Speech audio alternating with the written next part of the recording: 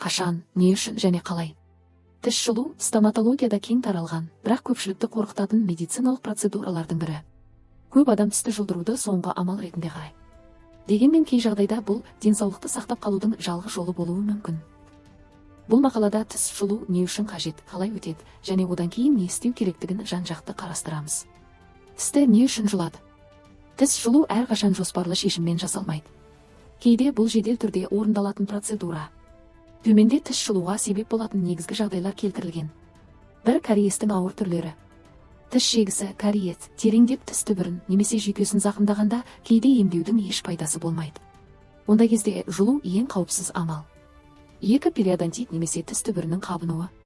Тамыр ұшының қабынуы емделмей, созылмалы түрге өтсе, ол инфекция көзіне айналып, бүкіл ағзаға әсер етуі мүмкін. 3. Тістің қатты сынуы. Тіс травмалып, емделмейтіндей деңгейде сынып қалса, оның қалдығы да асқынуға себеп болады. 4. Ақыл тістердің дұрыс шықпауы, ретинирленген тістер.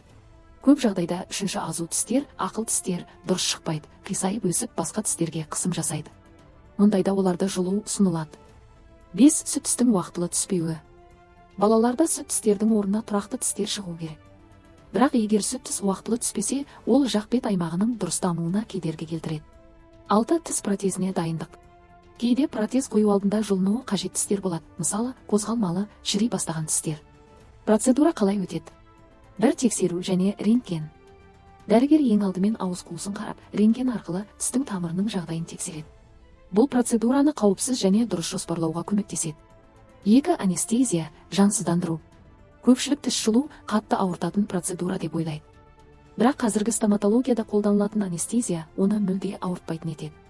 Қажет болса, жалпы наркоз да қолданылады. 3. Тістің алынуы. Қарапайым жұлу кезінде дәрігер арнайы құралдар, элеватор, қысқыш арқылы тісті шығарады. Егер тамырлар терең болса немесе тіс қисық өссе, ол хирургиялық жолмен жойылады. 4. Жараны өңдеу. Тіс орны қанап жатса, оған дәкелік таңғыш қойылады, кей жағдайда тігіс салынады. Қандай қауіптері болуы мүмкін? Тіс жұлу салыстырмалы түрде қауіпсіз процедура, бірақ кейде келесі асқынулар болуы мүмкін. Альвеолит тіс орнындағы жараның инфекция жұқтырып қабынуы. Қатты қан кету, әсіресе қан ұюы нашар адамдарда. Жақ сүйегінің сынуы сирек кездеседі, бірақ сүйегі жұқарған адамдарда болуы мүмкін.